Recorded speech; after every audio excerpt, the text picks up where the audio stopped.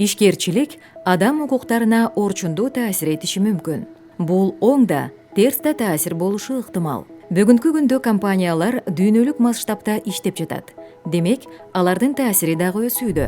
Трансулуттук компаниялар жакыр өлкөлөрдө башынан жаңжал өткөргөн, укуктардын сакталышын камсыз кыла албаган же камсыз кылгысы келбеген мамлекеттерде дагы иштейт. Мындан улам компаниялар тарабынан адам укуктарынын бузулушун ким алдын алышы керек деген суроо туулат.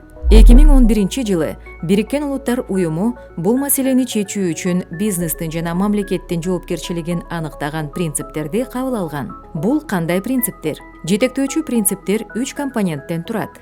Биринчиси, мамлекет өз юрисдикциясынын алкагында жумушчулардын укуктарын коргоону камсыз кылууга милдеттүү.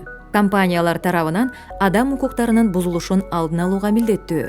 Бул бизнес тарабынан адам укуктарынын бузулушуна жол бербөө боюнча мыйзамдарды кабыл алуу жана алардын аткарылышын камсыз кылуу. Айрым ири трансулуттук компаниялар мамлекетке таандык жана мамлекет тарабынан башкарылат. Мындай учурларда мамлекет өзүнө таандык же өзү көзөмөлдөгөн ишканалар тарабынан адам укуктарынын бузулушунан коргоо үчүн кошумча чараларды көрүшү керек экендиги жетектөөчү принциптерде айтылат. Экинчи компонент — компанияларга адам укуктарын сактоо жоопкерчилиги жүктөлөт. Башкача айтканда, компаниялар жайгашкан жерине, көлөмүнө, иш чөйрөсүнө карабастан адам укуктарынын бузулушуна жол бербөөгө жана ага терс эткен көйгөйлөрдү чечүүгө катышуусу шарт. Демек, компаниялар үчүн жөн мыйзамдарды аткаруу жана өздөрүнүн жеткирүүчүлөрүн анализдөө гана жетиштүү болбойт. Адам укуктарын коргоо боюнча өз милдеттерин аткарбаган мамлекетте иш алып барган компаниялар дагы өздөрүнүн адам укуктарына тийгизген таасирин билип, аны жакшыртуу үчүн конкреттүү чараларды көрүшү милдет. Компаниялар бардык адам укуктарын сактоого милдеттүү.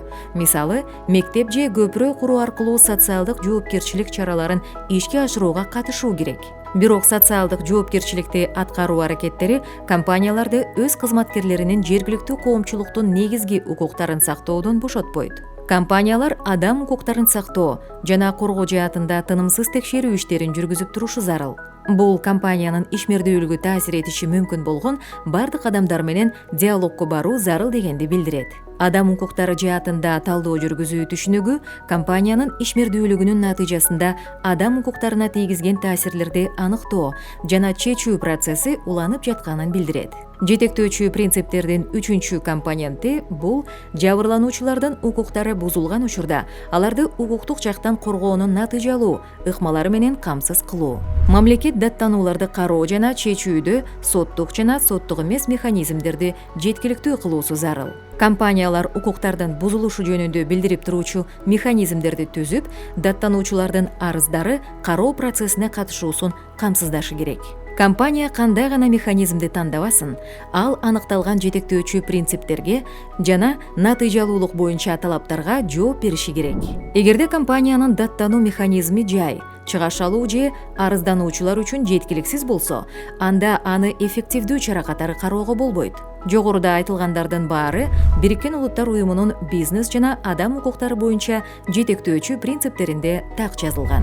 Эмне үчүн алар мынча маанилүү? Биринчи кезекте, жетектөөчү принциптер адам укуктары боюнча кеңеш тарабынан бир добуштан кабыл алынган. Ушундан кийин бул принциптер дүйнө жүзүндөгү мамлекеттер жана бизнес уюмдар тарабынан жактырылган. Мурда бизнес тарабынан адам укуктары бузулса, ага ким жооп берет деген талаш тартыш болуп келсе, эми жетектөөчү принциптердин жардамы менен бул суроонун жообун так билебиз.